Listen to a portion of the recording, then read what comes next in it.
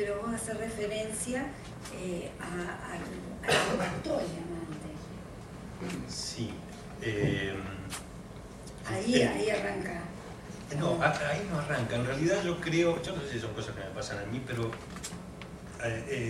también tengo que reconocer que a medida que he entrado en contacto con otros escritores, he oído presentaciones de libros de otros escritores, o he leído a otros escritores, porque fundamentalmente y ante todo soy lector,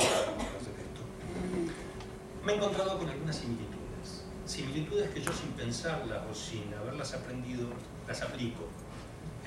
Me pasó hace 2 o 3 meses cuando vino Javier Marías a presentar su libro, estuvo en Buenos Aires y fui a verlo, y él contó sus técnicas de escritura y me sentí muy identificado con algunas de las cosas que él hace. Interesantísimo. Javier Marías es uno de los principales escritores españoles vivos. Sí, yo creo que es el hijo o el sobrino de... Es el hijo. Es el hijo de Julián Marías. El hijo de Julián Marías, el gran filósofo, sí. Yo he leído varias cosas de Javier. No sabía que había estado en la feria. No estuvo en la feria, estuvo antes de iniciar la feria, estuvo presentando su libro en Buenos Aires.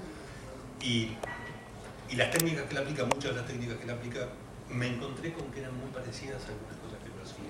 Y vos lo escribiste intuitivamente. O sea, sí. Pero en realidad eso que mencionás de este inventor del pulido de diamantes, no es algo que hubiera estado desde el principio como idea para escribir el libro. Fue algo que sirvió para resolver una situación en la que me había metido y que no sabía cómo resolver. ¿Sí? Y a tal punto la resolvió que terminó de alguna manera siendo el eje de la situación. Pero en este sentido, como te digo, y vuelvo al ejemplo de la masa, cuando esa cosa se empieza a desbordar, uno no tiene demasiado control de para qué lado se desborda. Claro. Y es lo que me pasó con esto. Me encontraba en situaciones en las cuales yo quería que un personaje fuera para este lado, pero había tomado la decisión de ir para este otro. Entonces tenía que ver de qué manera después corregía ciertas situaciones, y muchas de esas situaciones eran corregidas con estas cosas.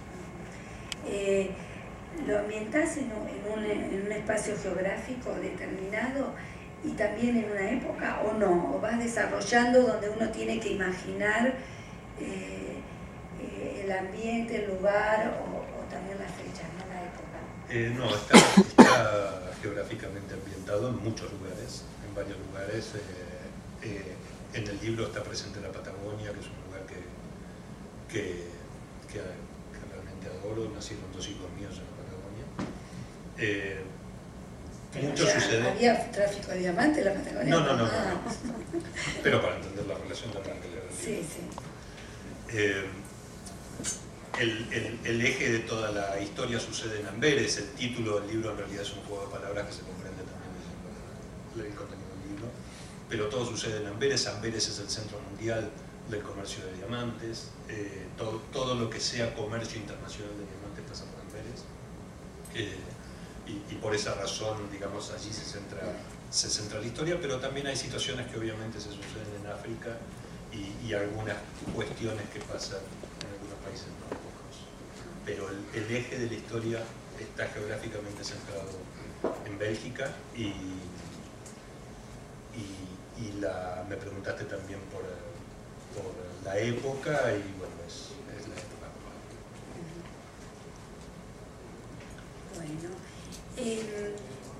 ¿con qué dificultades te encontraste para ir resolviendo, digamos, el desarrollo de la novela y después obviamente, no quiero que cuentes el final, así después lo podemos leer, sino, a ver, resolver las situaciones, los personajes y obviamente la culminación de la novela? ¿Con qué dificultades te encuentras? Porque, a ver, lo que quiero preguntarte es esto: si pensaste en el lector, si pensaste en atrapar al lector para que siga leyendo, y también si dentro de ese atrape estaba las ideas o lo que vos querías decir y transmitir. Te propusiste objetivos para tanto atrapar al lector como para decir lo que vos querías decir a través de la trama de la novela. Sí.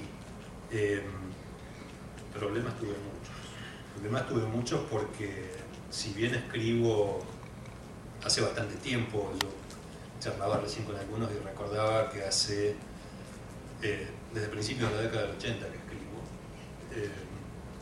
Como vos mencionabas, tengo varios cuentos escritos inéditos. Una de las primeras publicaciones fue el querido Fisherton Post, que fue una publicación que duró lo que duró nuestro sueño en ese momento, pero realmente fue algo, era una revista que hacíamos en Fisherton, que la hacía un amigo que está en España en este momento, y con la cual nos divertimos mucho. Pero bueno, esos fueron los inicios, y a partir de ahí escribí mucho. Pero lo que jamás me imaginé y jamás me propuse era limpiando vidrio, que es otra cosa, digamos, una cosa más compleja, tiene mucho que ver con lo que vos me preguntabas recién de las dificultades, y realmente creo que me topé con todas las dificultades, y me parece que la única razón por la cual me metí con una novela es pura y exclusivamente por mi nivel de inconsciencia. No le encuentro otra explicación.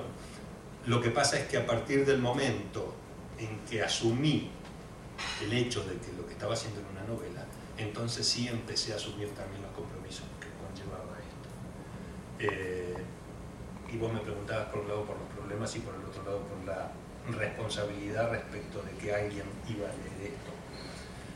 Los problemas fueron varios. Creo que el que más me marcó y después me enteré que es un problema bastante repetitivo y digamos que es transversal a todos los escritores, es lo que se llama el síndrome de la página en blanco.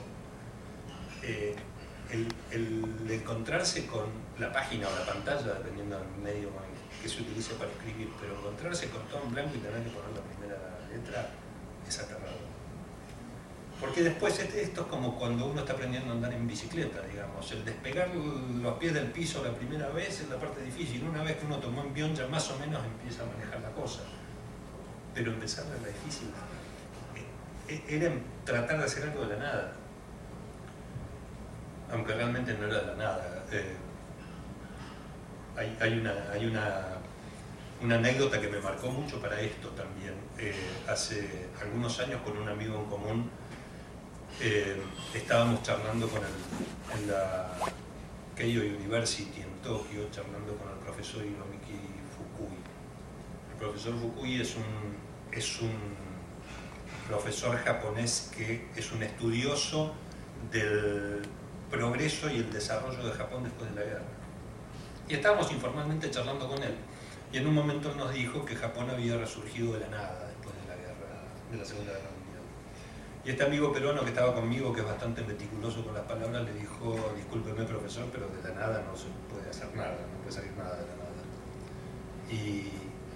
Y el profesor Fukui, con ese respeto característico de los japoneses, le dijo: tiene usted razón, en realidad en Japón sí teníamos algo. Teníamos un poquito de arroz y teníamos software. Y nos dejó mudos. Y eso a mí me marcó, porque en realidad yo me di cuenta que la forma de resolver el síndrome de la página en blanco era ponerme a pensar. Era usar el único capital que yo tenía para resolver eso, que era imaginarme cosas, poder idealizarlas en mi mente y después poder transcribirlas. Y fue una técnica que me sirvió. Y como mencionaba al principio, que me encontré después con que algunos escritores explicaban o mencionaban técnicas que a mí me fueron sirviendo, y me encontré con que algunas las explicaban sin saberlas.